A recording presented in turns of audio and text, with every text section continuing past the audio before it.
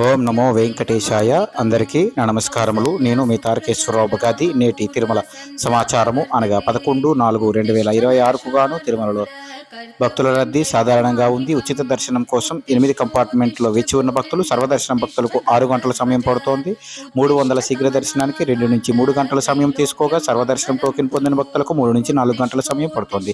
నిన్న స్వామివారి దర్శించుకున్న భక్తుల సంఖ్య 65,534 కాగా, నిన్న స్వామివారికి 24,560 మంది తలనీలాలు సమర్పించారు. నిన్న స్వామివారి హుండీ కానుకలు 3,22,00,000గా ఉంది.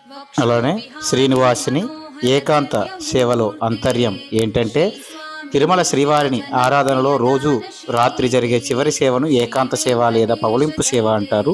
ఈ సేవలో వెండి మంచం, పట్టుపరుపుపై భోగ శ్రీనివాసమూర్తిని వేంచేపు చేస్తారు. స్వామిని నిద్రకు ఉపక్రమిస్తారు. ఈ సమయంలో అన్నమయ్య కీర్తనలు ఆరపించి తరిగొండ వెంగమాంబ ముత్యాల హారతిని సమర్పిస్తారు. ధనుర్మాసంలో భోగ శ్రీనివాసునికి బదులుగా శ్రీ కృష్ణ భగవానుని ప్రత్యేక ఏకాంత సేవను నిర్వహించడం జరుగుతుంది. జై శ్రీరామ్. భారత్ మాతాకి జై.